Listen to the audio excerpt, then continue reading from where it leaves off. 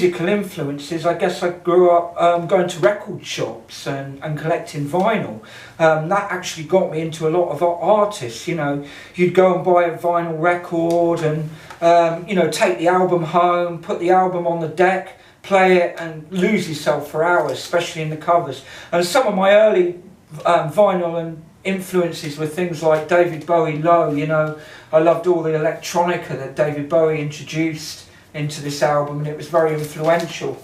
Neil Young, really, for acoustic singer-songwriter stuff, you know, it was a real influence to me. On the Beach, great album. And obviously Lou Reed as well, Transformer, another fantastic album, and great artist and performer.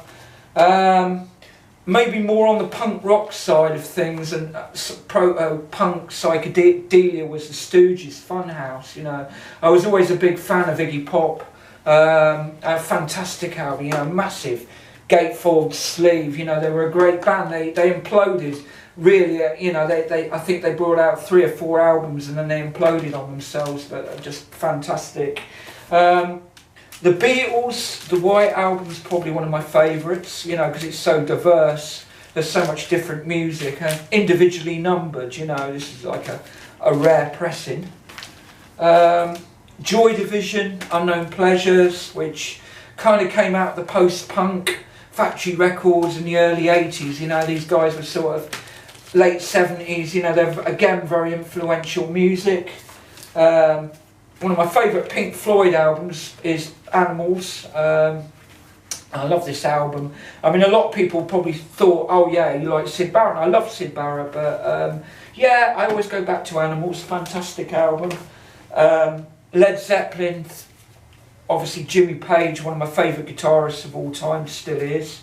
And this guy, Roy Harper, he was an underground 70s, 60s folk artist, came out of the folk boom in the 60s, and he appeared on Pink Floyd albums and Led Zeppelin albums, and worked with people like Kate Bush, but he was very influential. He was kind of like a psychedelic guy, psychedelic 60s, 70s folk rock artist, you know, but very influential. And finally the Doors, you know, I kind of grew up coming out of school. I was obsessed with Jim Morrison, people like Jim Morrison and Syd Barrett, and I listened to the album. This is a very spiritual album, religiously, you know. It was part of my childhood.